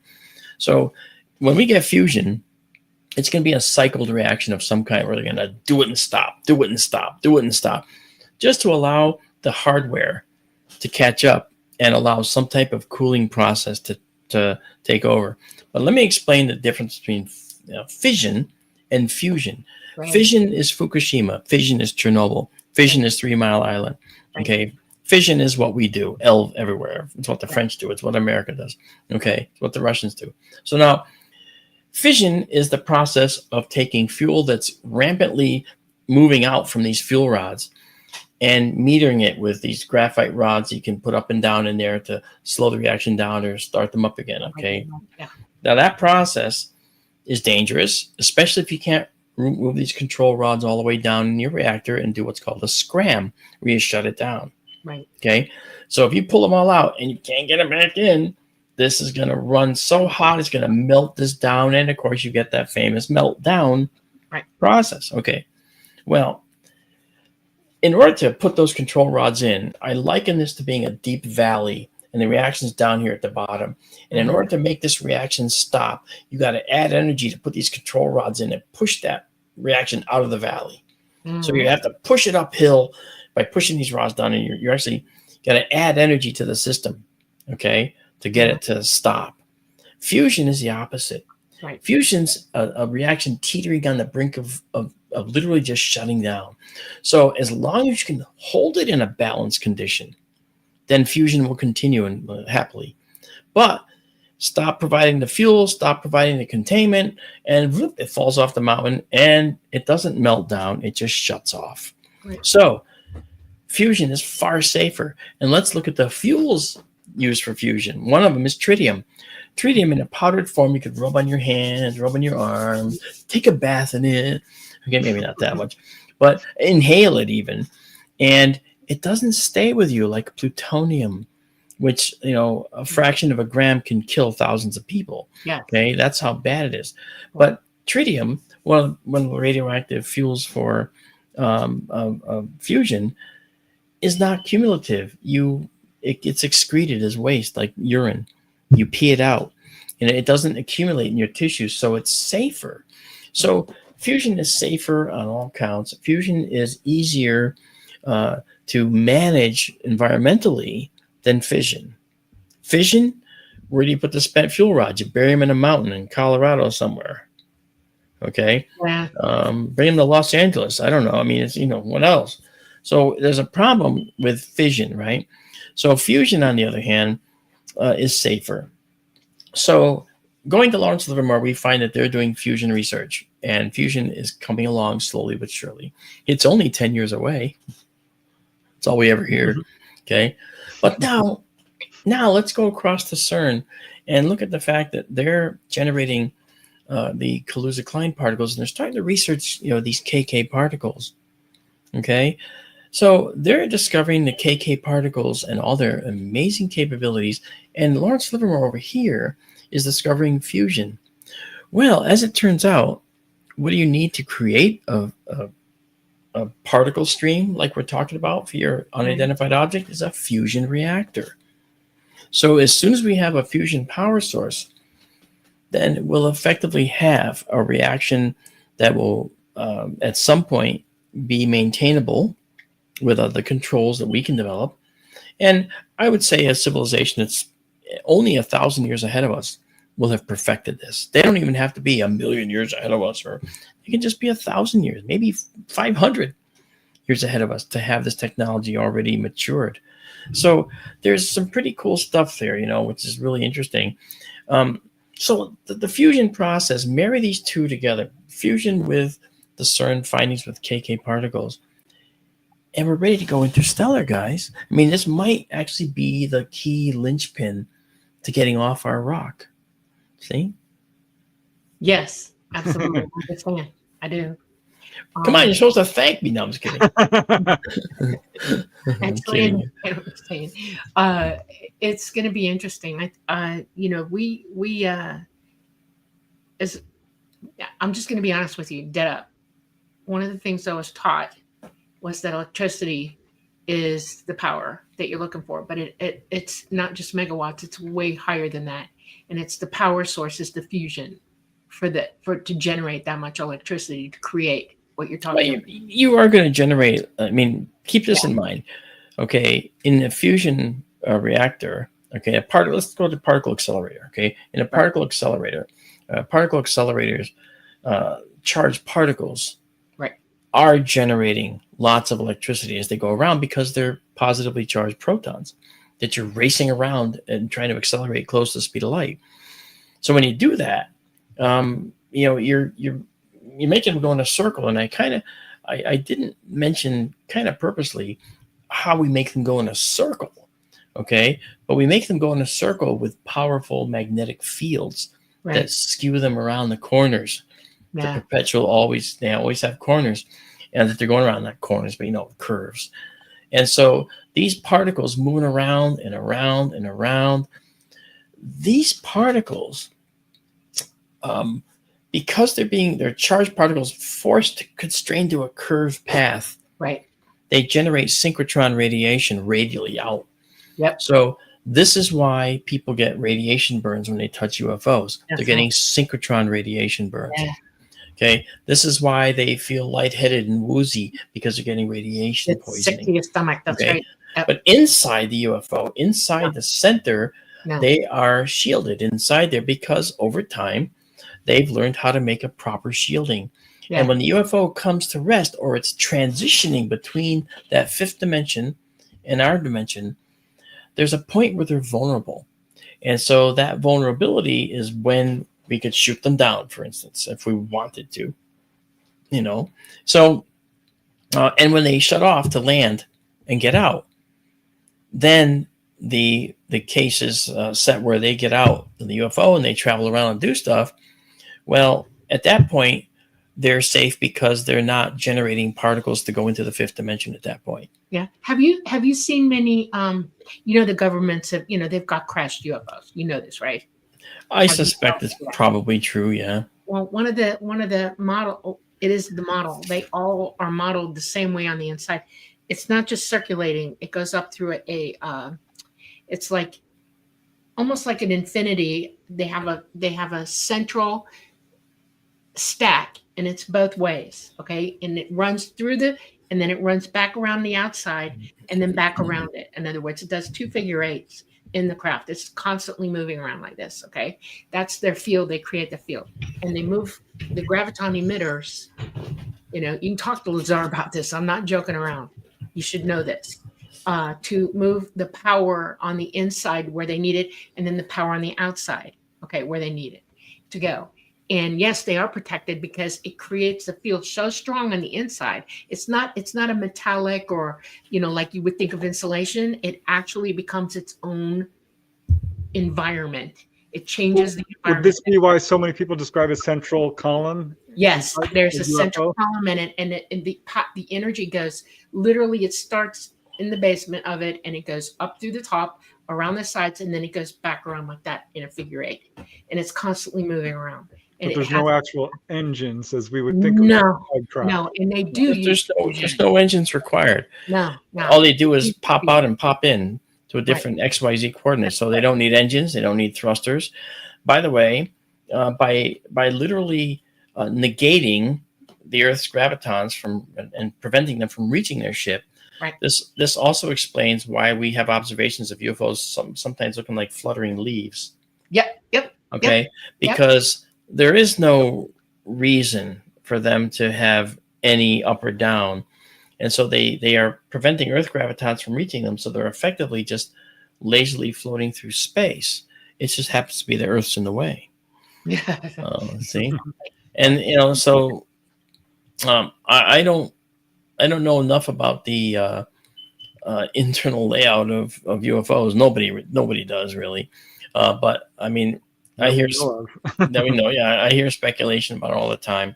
And what you say may be true. I don't know. Okay.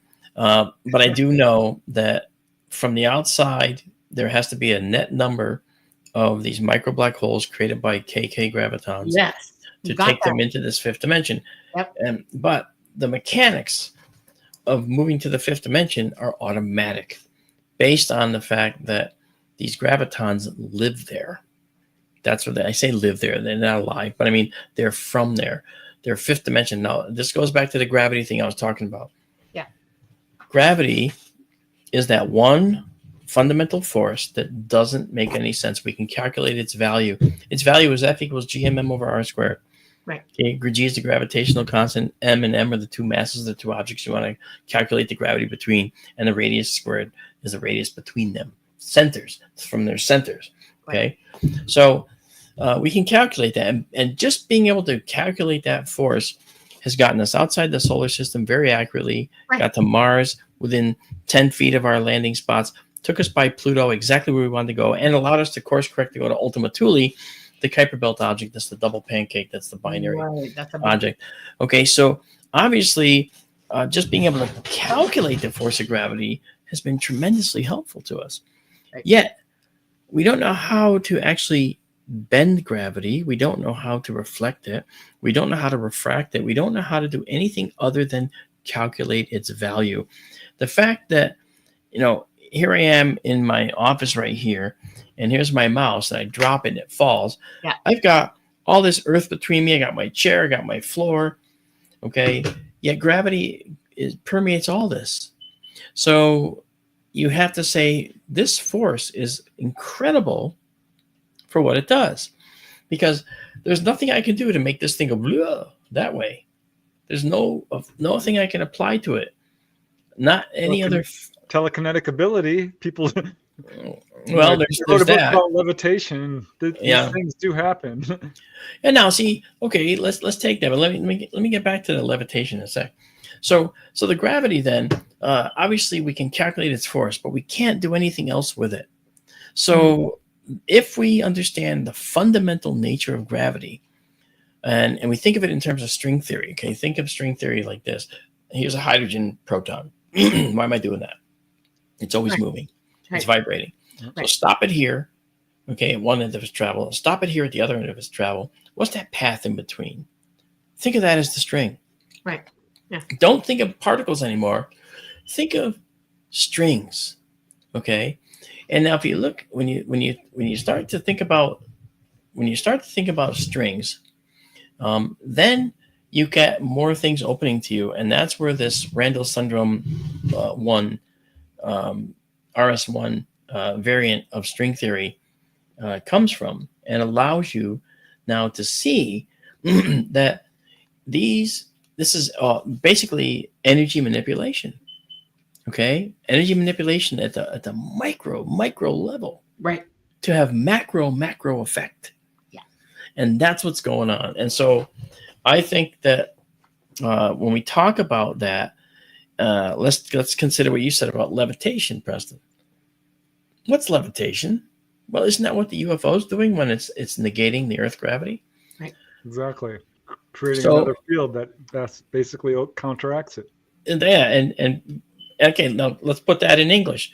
Okay, it's creating particles that suck up the Earth gravitons and prevent Earth gravity from reaching it.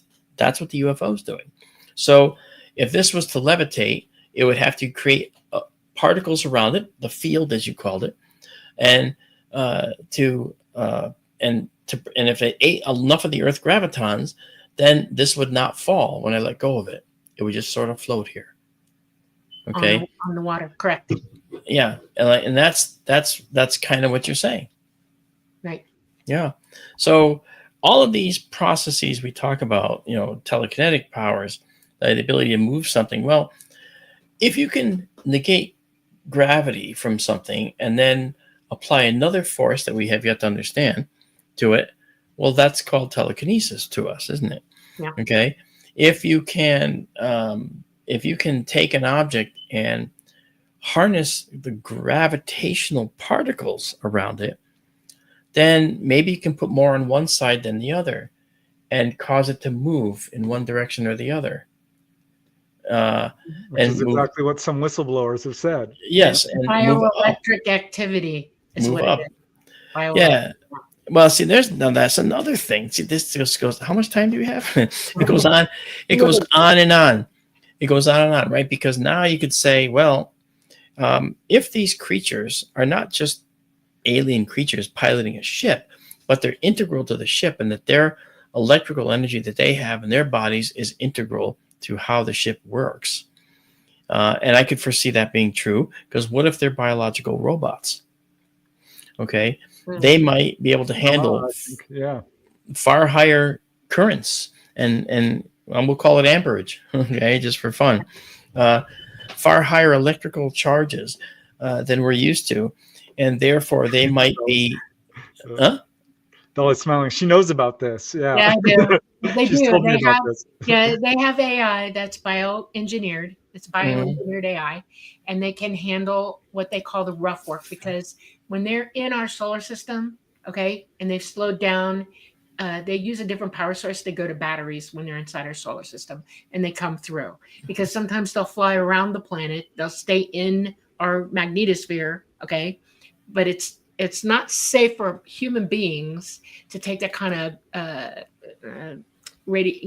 gamma radiation and stuff like that. Okay, it'll even go through them. It doesn't repel it. It lets it. Gamma goes through everything. Okay, so they have these biologically engineered AI that do all the grunt work for them and the stuff. They also have the ability to what you would consider Faraday, but it goes way beyond that. A pilot who's actually a biological person. Okay, and they have to be grounded properly inside the craft to fly. And they use something that most people here don't want to admit exists, and that's they use their abilities, their psychic abilities. They are psychically advanced. They have the ability to use their brain and their higher consciousness, and all of that. They can transmit signals. They hear each other. They don't need to communicate by mouth. It's all psychic. The craft hears them, understands what they're doing. The AI do as well. And one of the things that I can tell you that's happening on this planet is they're learning to communicate psychically through engineered technology. Okay. This is why it's going to be so hard to reverse engineer this stuff. No. Well, actually, to learn this. Well, yes. One of the things that's interesting is that part of the reason we're so interesting, I think, to creatures that may be visiting us, and I say that just for the percentage of people that don't think it's at all possible, because I still think it is very much so, is that if they're bioengineered, then they are going to have to necessarily be completely engineered in order to operate their spacecraft. Okay, if they're physical craft, right? And if they're going to do that, it means that their minds are going to be linked to the craft, as you said. It's interesting. It's interesting because right now the military is doing this with jet aircraft, with fighter aircraft. Exactly. Okay, and it's also interesting because one of the things that is important to understand is that we all do it and don't even realize it's happening. That's right. Perfect example. I was speaking at Ozark in Arkansas at the conference. There were about 750 people in the audience. And then when I walked out on the stage, I said, before I started, I said, excuse me, I just want to say one thing. How many of you have thought of a friend you haven't heard from in 10 years and the phone rings and every hand went up? And then, of course, everybody laughed. Yeah. And I said, science wants you to believe that's a coincidence. No. And everybody just broke down and was laughing. So that was how I opened that talk. And I wasn't even talking about that. It was something about UFOs. But I said, this kind of shows you the status and level of our science understanding right now. Today's paranormal could be tomorrow's science. And we have to be open to that, So when you're 100%. Saying things that are right now unprovable, I'm not sitting here going, you're full of it. I'm not saying any of that. I'm saying, well, could be, remains to be seen. I won't negate it. I won't discount it at all. I will just say, well, we're going to have to add that to the list of tests. Well, the paranormal is a misnomer. Wait, I'm going to give you something that's right. That's absolutely proven, and it's in use, actually. You have when they put an EEG on you, they hear your brainwaves, alpha, beta, theta, gamma, delta. They now know how to translate that information into a system where people who have immobility issues, they need to use their eyes or they use their mind and they think it through. It translates what they're thinking into a computer, and the computer says or does what they want it to do.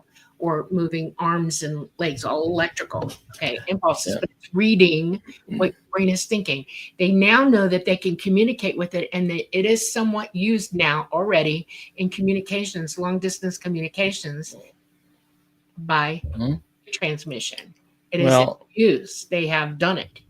Well, I thought that was something I was going to have to do. I mean, you may or may not know. Maybe you've heard it. 10 years ago, I had a surgery that went wrong. Okay, and I won't bore you with the whole story. Just understand that after I woke up out of the coma, in which I was wide awake, by the way, during the whole coma, and they never thought I was. Yeah, I was profoundly blind, and I was a quadriplegic.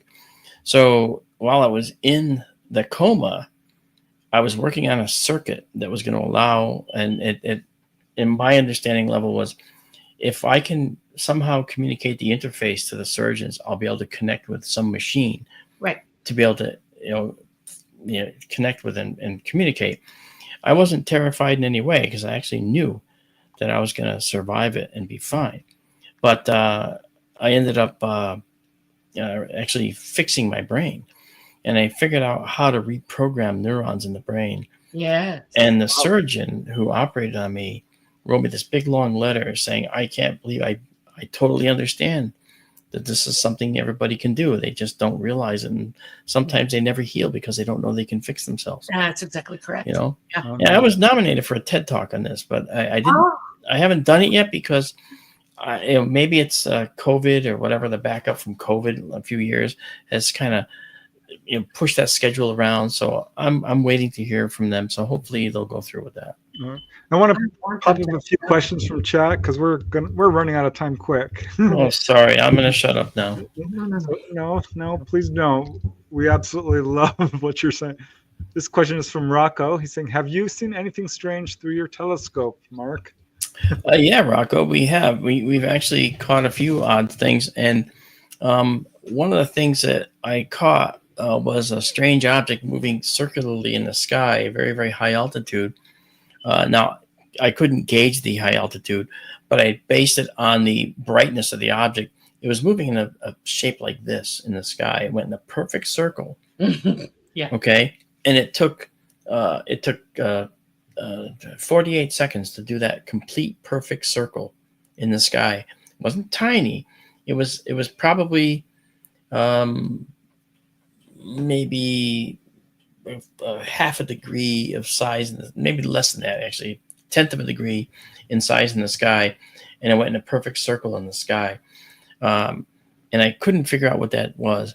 Another one that happened was I caught this bright object moving across the sky, and as it reached the center point, it's something like that. I have all this stuff on video. This is not hidden. It's on my Facebook site. I put this stuff up there. Now, and when you look at the telescope proper, Rocco, one of the things that we see, I have two. I have a wide field system that we broadcast with, and I have a narrow field system that we broadcast with. The wide field system sees things more than the narrow field, because the narrow field is smaller. It's like trying to take a straw, look through a straw, and find a cork in a bathtub that's floating. You could look for hours and never find it. Okay, I use that analogy when talking about trying to find MH370 aircraft that got lost. It's like trying to use a look through a drinking straw and find a cork in a bathtub. It could be hours and hours before you happen across it. So, because exactly right, Preston, because of the ocean. So that said, I would say that those objects that we caught in the wide field were really interesting. Now we see lots and lots and lots and lots and lots of satellites coming through, especially with the Starlink satellites. You know, Starlink is a curse, but Starlink is also a blessing, because both of our observatories run on Starlink right now. And one telescope system is actually fully green. We have these big solar panels that my friend from Lawrence Livermore has on his property and that I'm utilizing for electricity. The other one is actually a regular electrical system that we have, because we're on a mountain with a bunch of other professional astronomers. So it's in Benson, and that's actually something that's more standard. But both run on Starlink now. So it's a blessing, it's a curse. So we see these things. Yeah, we see them go through the field a lot. Yeah, but I did find those other two objects very interesting. We caught a Chinese rocket re-entering the Earth's atmosphere, which is cool. Yeah. All right, I'm going to pop out. I've only got a few questions, but here's one from Evan. This is interesting because we had, of course, the Hubble telescope and recently the James Webb. Now Vera Rubin. He's asking, Evan is, as an astronomer, are you excited about the Rubin telescope? And he's bringing up Planet 9 in Nibiru, so I'd be interested in your thoughts on that as well. Yeah, sure. I actually applied to be the outreach astronomer for the Vera Rubin telescope, but they wanted somebody different. Maybe, I'm in Connecticut. They want someone in Tucson. Maybe that was part of the problem. I don't know.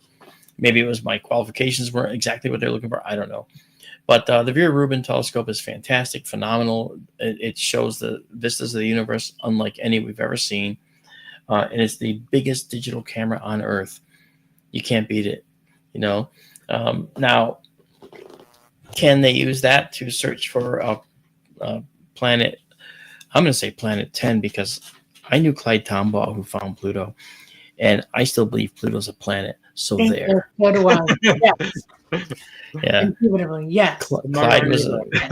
Clyde was a wonderful guy. He wasn't even an astronomer, He was just a worker at the observatory, and they gave him time because he knew what he was doing. And he actually went through the old plates and he found Pluto. I talked to him about that when he and I sat down one time.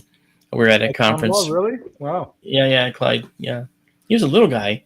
He saw a UFO, Yeah. And he talked like this. He had a very slight voice. What a wonderful man.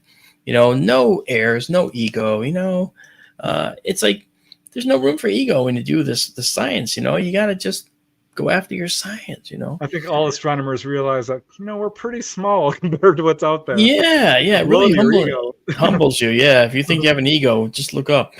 Okay. So as far as Nibiru and Planet 10, okay, Evan, one thing I wanted to mention was the Vera Rubin is not the best tool for that. The best tool for that is the James Webb.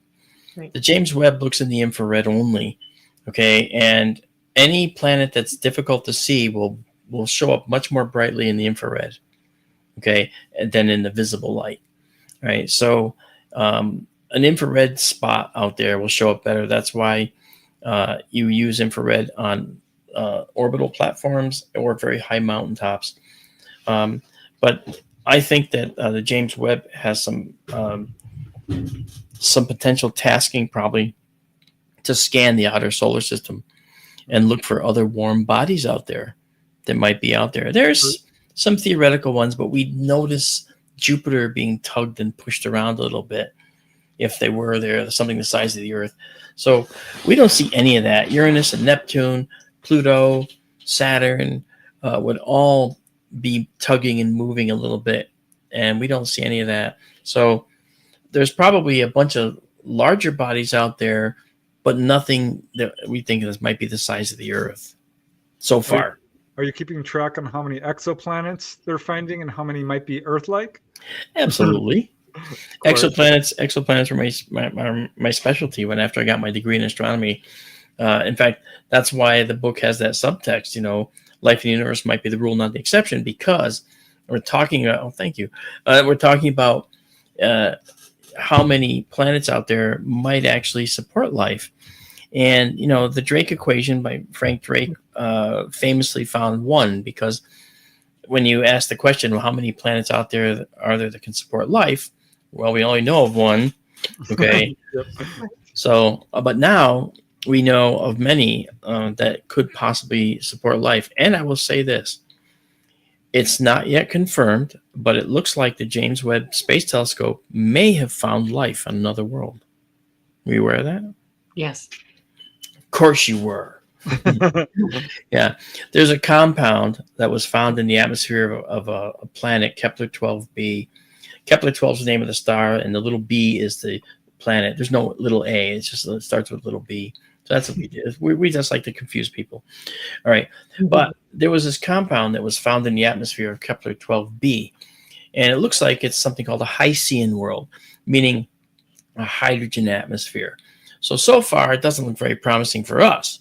However, it's a planet that looks like it might be a lot larger, not a lot, but significantly enough larger than the Earth that anything we find will be that much more. So what does that mean? It means that it looks like that there's a compound that was found in the atmosphere of this planet that is only made by life. That's right. Yep. Do you know what it is? Carbon, I think. No. No. Carbon's everywhere. Right. Carbon's the fourth most abundant element in the universe. Oxygen's the third. No, it's a compound called dimethyl sulfide. Now, I didn't expect anybody to really know. For instance, when you go down to the ocean, right? When you go to the ocean, does it smell good when it's low tide? No. Yeah. Well, I kind of like the smell, but No. that's just me. Yeah. Well, what you're smelling is the waste product of countless dead animals. All right. And you're actually smelling dimethyl sulfide because it's a compound that's only made by life, as far as we know. And it would be very hard for something inorganic to make this organic compound. So the point being is that this particular compound is a signal that there might be life in this atmosphere or in this on this planet. The problem is there's so much of it seemingly coming from Kepler-12b. But then after analyzing the planet, it looks like it's a water world. Right. Now, we have 75% of our planet covered by water. Right. How about a planet with 100%? And how about the planet being bigger? The amount of dimethyl sulfide would increase proportionately. So would that have been detected through spectroscopy? Very good. Yes, that's exactly right. Yeah, they take a spectrum of the star and they wait for the planet to pass in front of the star. And when it does, a little bit of the planet's atmosphere is now going in front of the star. And so here's the planet. Here's the planet. And now the rim of its atmosphere is seen as polluting the star's spectrum. And so they can see new spectral lines showing up. And dimethyl sulfide seems to be one of them. Right. So that is how we're going to find life. See, I would be interested to know as well as if they have carbon dioxide in their atmosphere as well. Yeah, carbon dioxide is relatively common. Volcanoes emit it. Right. Okay, not as much as we might expect, but yes, water vapor, water. This planet seems to be loaded with it. So you see, there's all kinds of really cool things, and so looking out in front of us is coming. Is this coming? I guess what we call it. This is going to be an amazing next few years because the James Webb, the Vera Rubin, and the other existing telescopes, even the lowly Hubble, okay, which used to be the superstar of the bunch, okay, is going to show us new things in the universe that we've never seen before. I'm looking forward to it. It already is, yeah. Well, I think you've already talked about this, but Fun Talks keeps asking me, when is question time? So I'm putting up his question. But the question is, I remember 16, overwhelmed by the mere size of the cosmos, diving into things like quasars, blazars. I've never heard of blazars. Dark holes and spooky action at a distance. Do you recall your beginning? Well, you talked about that. Yeah, I will say this though about that though. Spooky action at a distance is why we know, and I started to allude to it, why we know that that person that we hadn't talked to in 10 years just called us, and we feel that, well, that's actually quantum entanglement, but at a brain level, okay, in my view. All right. And I said that science doesn't understand that yet, but it is quantum entanglement, and I made up the word called brainular level. So somebody sent out a feeler saying, I haven't talked to Mark in a long time. I should call him. And I was probably saying, maybe, I haven't talked to him in a long time. So one of us sent that message out and started thinking about that person, and bam, they call. It's like, whoa, I was just thinking of you, or so forth. Yeah. And we are connected. And that's one of the things that I led to earlier. And thanks, Mountain Dan, that was quantum entanglement is what I'm talking about. Yeah. That's one of the things that I think is very important for the human experience, is that we can do this too. We just don't really have the ability to quantify this yet, but that's coming. Well, we're out of time, unfortunately. Can we have you come back again? Yeah. All right. Can you want to put you on every month? Would you like to do that? Like once a month? I could come on and talk about cool astronomy things in the cosmos. Anything new, you just let us know. Every couple of months, I would, Yeah. I don't have to be there. I don't have to be there every single month, but I can be there every couple of months for sure. We didn't even really get to touch on the astronomy there's so much to talk about. But yeah, check out Marc Dantonio's book, The Populated Universe. Life in the universe may very well be the rule, not the exception. Yeah. There are lots of links in the show notes. Any last words you want to leave our peeps with? Yeah, I mean, if you guys are having a good time, then check out skytourlive.org. We're a nonprofit. We run on support from folks that are interested in the topic. Our goal is to enlighten and teach people astronomy in ways that they couldn't imagine possible. It's a live classroom. It's a live laboratory, and you get to be there in the front row seat. People make popcorn and sit in front of giant screen TVs and eat popcorn while hearing us talk about these amazing astronomical objects that we're now showing right on the screen live. It's the universe live in real time. It doesn't get any better than that, guys. No, it doesn't. Skytourlive.org. Wow. Yeah, I'm definitely going to check it out, and hope everyone else does too. Thanks so much, Mark. This was absolutely enlightening and so interesting, and all good things. Thank you, guys. Thank you very much for having me. It was a lot of fun. Anytime, please come back. Okay. All right. Yeah, I do want to give a shout out to all you guys watching us. Thanks so much for the donations. Namaste and Thank Bob you. Thorson. It helps us a lot, in my opinion. Janie Mashburn, you guys really delivered tonight, especially Janie twice. Wow. Thank you. Yahira, Medium, Owlman, you guys are amazing. Sorry we didn't get to all the questions, but we got to most of them. So, yeah, can't wait to have you back, Mark. Well, thanks, guys. It was a pleasure being here. Absolutely. We'll see you again. Yep. Thank you, everybody, for joining us on the Light Gate on this beautiful Monday night. We are coming to you live from the New Orleans in Louisiana at the United Public Radio Network at 107.7 FM and the UFO Paranormal Radio Network at 105.3 FM. We are on Facebook, we're on Roku, we're on Rumble, and we're on YouTube. Y'all, please have a wonderful week. Be safe and namaste. Thank you all. And night, night. Bye, everyone.